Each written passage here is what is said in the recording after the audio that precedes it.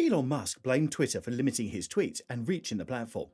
So, if before this trial between Elon Musk and Twitter, Elon's post would reach millions of people, now numbers are lower, and we will explain what really is going on.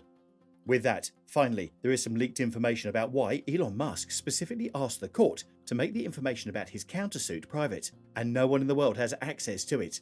So, finally, let's explain what Elon is hiding there. This is a very interesting story, so let's start from the beginning. Recently, Musk has noticed some unusual activity, or lack of it, really, on the site. So, are less people using the site, or is there another way for the media to silence people of influence? One major reason the agreement was put on hold in May was so that Musk and his team could examine Twitter's bold claim that less than 5% of accounts on the platform are bots. It's important to mention here that the company has mentioned this 5% figure for years, and people have taken their word for it, but Musk needed more proof. So, he asked Twitter to reveal more information regarding its testing procedures and how exactly it's figuring out which accounts are fake. While the lawsuit isn't currently available to the public, court regulations may soon allow the release of a version. Of course, there will be some redactions, but we'll at least get the basic idea of what's been going on behind the scenes. Now, we don't really know why Musk wanted the court to keep the specifics of his countersuit private. We've seen that the SpaceX CEO has been pretty vocal in his criticism of Twitter on social media and in news appearances. So, it begs the question, what's been happening that's making him stay quiet? A follower recently informed Musk by tweet that, per SEC Rule 10b-5, Twitter can be liable for omissions of or misleading material facts. Waiving due diligence does not mean you have to accept a fraudulent disclosure, understated bots. And the industrialist completely agreed with the statement. So what does that tell us? That Twitter might just have been lying and are now trying to bury Musk in the lawsuit to hide their false statistics. We mean, anybody who's even used the platform once knows how many bots there are. 5% seems too much like a stretch. Now, there is a very important point that we should explain. Twitter is in a very tough situation. Because imagine, what if Elon is actually right and he's able to, on a hunch, prove that Twitter has more than 5% of its population as bots? What actually happens then? A cascade of disaster starting with the SEC, starting with investor lawsuits, starting with advertiser lawsuits. It could actually bring Twitter down. So that's why the platform is fighting so hard. And it's not surprising that, after Elon filed the countersuit against the social media site over the $44 billion takeover proposal, the billionaire tweeted a pretty cryptic tweet. And he also noticed how his engagement with almost all Twitter accounts seemed to be much lower. And his tweet completely blew up, with its 125,344 likes, 1,512 quote tweets, and 5,332 retweets. Musk's remark expressing low interaction on Twitter appears to have hit a nerve. Now, while he didn't explicitly say what he meant, we have a pretty good idea. The man's been talking for ages about free speech and restrictions.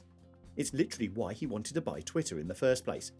And we all know that this isn't the first time the company censored people that spoke against the microblogging site. Many who follow him believe there's some truth to his claim. They believe that Twitter, the firm he almost bought, and which is currently suing the businessman, is actually to blame for his tweet's lack of engagement. And shadow banning isn't a joke. Many accounts suffer from it on many different social media sites, especially Instagram and Twitter. If you don't know what this is, shadowbans are essentially when a social media network lowers certain content or profiles in its algorithm so that fewer users see it. And considering how Musk is outspoken in his views against some of Twitter's policies, and now the lawsuit, one does wonder whether he's being silenced. But that's not all, as some users also questioned whether Musk's complaint and his justification for wanting to break his legally binding contract was the reason Twitter was working so hard to remove all the fake accounts and bots.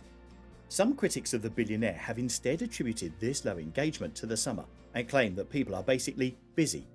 While it's partially true that industries do face summer slumps, many users don't feel it's people just planning vacations and barbecues. Instead, many do believe that they're being purposefully sidelined by Twitter.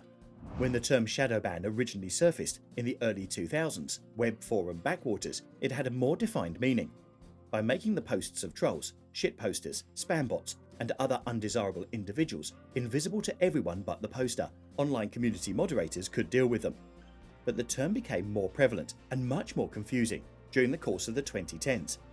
This is when the social web evolved into the dominant method of information exchange in the globe, and content moderation grew so much more complex. complex enough that these social networks can't find a balance even now. Here's the thing, the term shadowban means something very different now. You may find that certain sites are deleting or making your content less visible, and there's pretty much nothing you can do about it. Especially when recommendation algorithms are involved, individuals frequently have no means of knowing for sure if they have been shadow banned or whether their content is just that unpopular. By flatly denying shadow banning, social media firms just make the whole process that much more difficult. In 2020, Adam Mosseri, the CEO of Instagram, said that shadow banning wasn't a thing. But no matter what he says, this phenomenon does exist, and while it can be challenging to demonstrate, it's not impossible. Some proof comes from the coding, like the now defunct website shadowban.eu, which allowed Twitter users to check whether their handles were showing up in searches and search autofill, or if their replies were being concealed. And get this, nearly 1 in 40 Twitter users have been shadow banned, according to a French study that browsed more than 2.5 million Twitter profiles. And if that still wasn't enough for some people, even Facebook turned Meta has a patent for shadow banning. This was submitted in 2011 and approved in 2015. So this isn't anything new. The business even uses the term shadow ban in a second patent for concealing scam posts on Facebook Marketplace. And this not only makes users feel isolated, but also confused. Many don't know what they did, and they don't know what to do to fix it. We have to remember, for many, social media is a source of comfort and their place to be open. When these sites cut off engagement, people are bound to speak up. So when we look at all these numbers, how can one say that Elon Musk, one of the most influential people on social media, isn't being shadow banned? Isn't he the one who led the discourse on Twitter's content moderation and free speech? And isn't he the one who's currently being sued by the company? Well, that's it for today.